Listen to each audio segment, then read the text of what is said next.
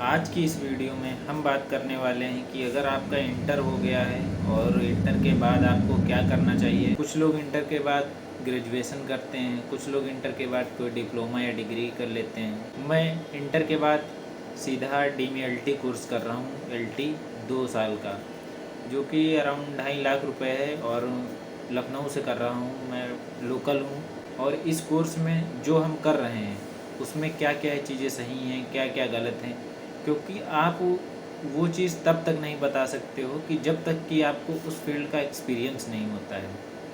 जैसे कि जो कोर्स हमने लिया है उसके बारे में भी बताएंगे, क्योंकि अगर आप स्टूडेंट हो, इंटर पास आउट करने के बाद फिर माइंड बहुत कंफ्यूज हो जाता है कि हमें कहाँ एडमिशन लेना चाहिए, आगे क्या करना चाहिए। DMLT कोर्स में बेसिकली ये होता है कि आप जांच कर सकते हैं, जैसे ब्लड बैंक हो गया और जितनी भी लैब होती हैं, लैब वर्क, तो इसमें ये होता है लैब टेक्नीशियन आप बनते हैं।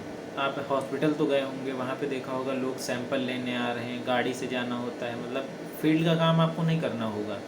अगर आपको 2 साल का डिप्लोमा मिल गया, ठीक है, तो आप उस लैब खोल सकते हैं, यानी कि लैब के ओनर बन सकते हैं आप। उसमें फिर जितने भी एम्प्लॉयज़ रखिए। आज के टाइम पे लोग ऐसे हैं जिनको 17-17, 18-18 साल का एक्सपीरियंस है, केवल 12th पास आउट हुए हैं। मेरे साथ भाई खुद पढ़ते हैं, क्या बताएं। और मुझे कुछ नहीं आता है, उनके बराबर कुछ नहीं। सीधे सीधे पॉइंट पे आते हैं कि इंटर के बाद हमें करना क्या है। हम अपना बताते हैं, मैंने इंटर के बाद क्या किया, और जिस फील्ड में भी मैं जाऊंगा उसका एक्सपीरियंस आपके साथ शेयर करूंगा।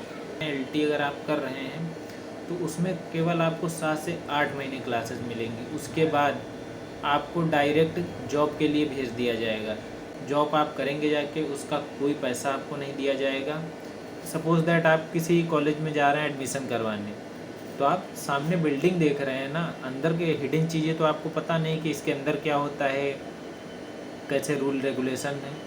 तो बेसिकली मेन मुद्दा मेरा वीडियो बनाने का यही है कि मैं जो LT कोर्स कर रहा हूँ तो उसकी प्रॉपर नॉलेज दे सकूँ, बेसिक से बेसिक नॉलेज, क्योंकि आज की इस वीडियो में कोई बेसिक नॉलेज देता ही नहीं। मैं ये समझ रहा हूँ कि मेरी ये सामने वीडियो गांव का लड़का देख रहा है, क्योंकि मैं भी गांव से हूँ। अब शहर में आ गए कुछ बड़े सपने लेकर कि ये करेंगे, LT करेंगे, OT करेंगे, एक्सरे करेंगे, डायलिसिस करेंगे। मुझे 2 महीने लग गए सब्जेक्ट समझने में कि यार ये सब्जेक्ट कौन सा है, वो सब्जेक्ट कौन सा है, कितने सब्जेक्ट होते हैं।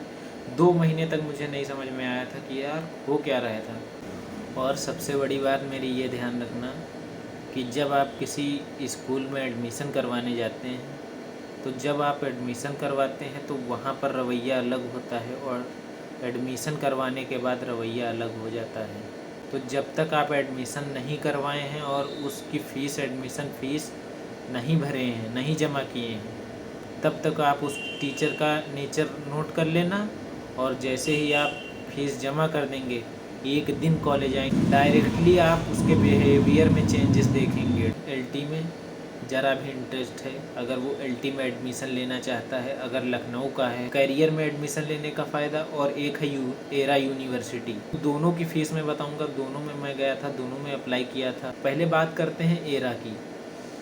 एरा जो है उसमें फ़ीस LT की पड़ती है 3,20,000। 2024 की बात कर रहा हूँ। 2 साल की ये पूरी फ़ीस हो गई आपकी, और उसके बाद 2 साल में 2 एग्ज़ाम होंगे।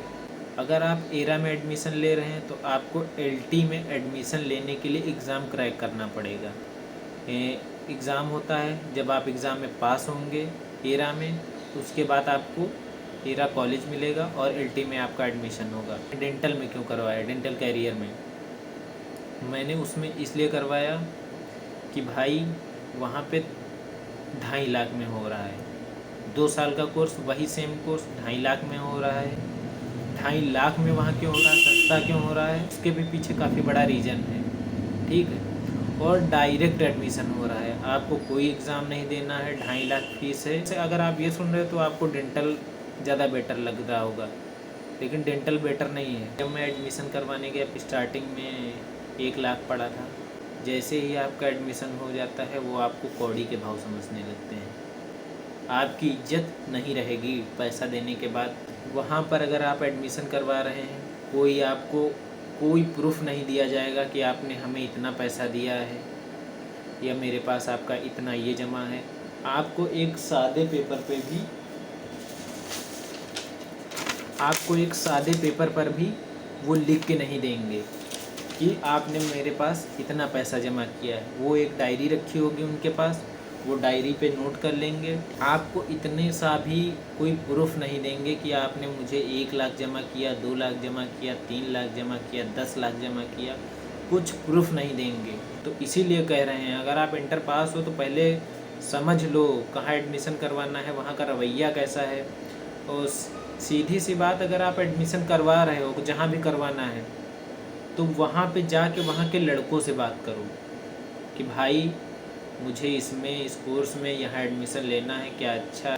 कॉलेज की बुराई और सुनिए, अगर आप ये समझ रहे हैं कि मेरा 2.5 लाख जमा है, कुछ SC कैटेगरी हो, मैं SC कैटेगरी का हूँ और SC कैटेगरी में स्कॉलर वगैरह आता है, ज़्यादा करके आ जाता है, बाकी सब में भी आता है लेकिन SC में ज़्यादा आता है, तो वहाँ पे स्कॉलर का कोई सीन नहीं है। अगर आप जितना पैसा दिए हैं तो स्कॉलर वहाँ पे नहीं आएगा, ठीक है। वो कुछ उनका लफड़ा होगा। मुझे अभी तक पता चला है कि वहाँ पे 100 करोड़ का फ़ाइन लगा है, कुछ इन्होंने स्कॉलर वगैरह में लफड़ा किया होगा, इसकी वजह से फ़ाइन लगा है, इसकी वजह से सरकार की तरफ से स्कॉलरशिप नहीं आती है। अगर सब्जेक्ट की बात करें LT में तो एनाटॉमी होगी, एनाटॉमी फर्स्ट और सेकंड 2 पार्ट में डिवाइड होगी, फर्स्ट सेकंड, और माइक्रोबायोलॉजी होगी, फार्माकोलॉजी होगी, 4 हो गए, और एक 5 पैथोलॉजी होगी। बेसिकली ये कंबाइन क्लास पढ़ाई जाती है, LT, x ray, OT, dialysis, combine classes पढ़ाई जाती हैं। पढ़ के मेरे हिसाब से नौकरी के अलावा कुछ नहीं कर सकते हैं।